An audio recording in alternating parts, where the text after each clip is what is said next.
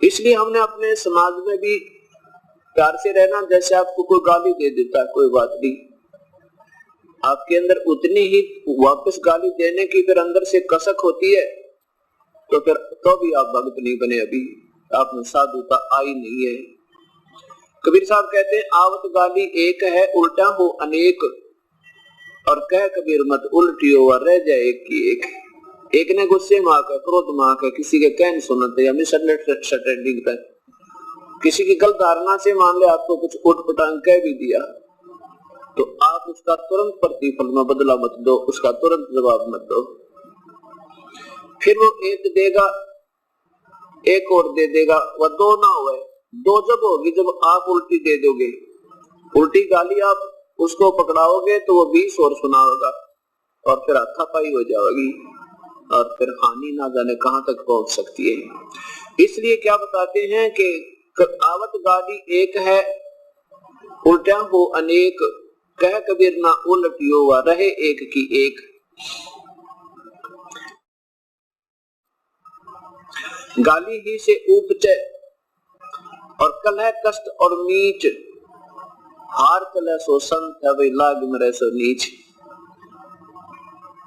अब गाली ही से क्या होता है कि हाथापाई हो, झगड़ा वगड़ा हो गया, और फिर ना जाने मौत भी हो जाए किसी की। गाली ही से उपचे कलह कष्ट और नीच, नीच माने मृत्यु। हार चले सो संत है, हार जाना नो का अच्छा भाई चुप हो जा, बोले नहीं, वो नो सोचेगा तेरे से डर गया तो आप हार गए, बहुत अच्छी बात है। कहते हार चले सो संत है और लाग मरे सो नीच, उससे की तरह गुट्टम गुट्टा हो गया, कहते हो तो नीच राक्षस स्वभाव के, जैसे कल गीता जी बतावे थी, पवित्र गीता शास्त्र कह रहा था कि वो संत नहीं फिर होता है संत होते।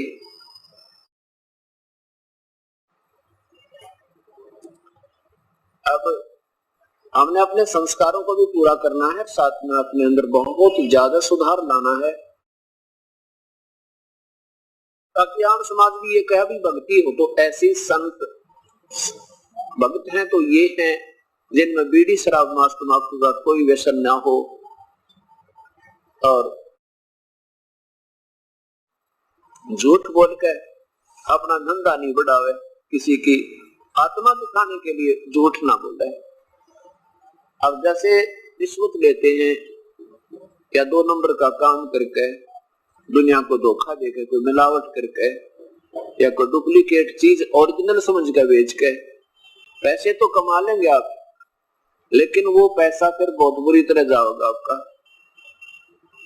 मनमाने कोई बालक बीमार हो जाए या स्वयं को कोई बीमारी लग जाए, लाखों रुपए लगे, और फिर वो पैसा भी जावे, अशांति भी, और साथ में जिस दुष्कर्म के से वो धन एकत्रित किया था वो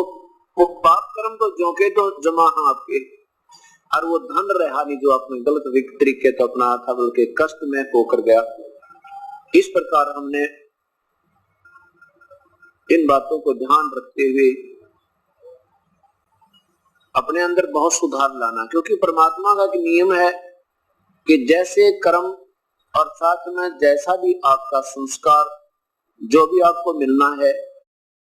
उस परमात्मा ने आपको बांट रखा है जीवन में कि तुझे इतना धन मिलेगा, इतनी तेरी संतान होगी, इससे कम बत्ती नहीं हो सकता, चाहे कोई कितना सिर पटक ले। उसे अधिक करने के लिए यदि हम चेष्टा करते हैं गलत तरीके से, तो फिर वो बहुत हानि का कारण बनेगी। लेकिन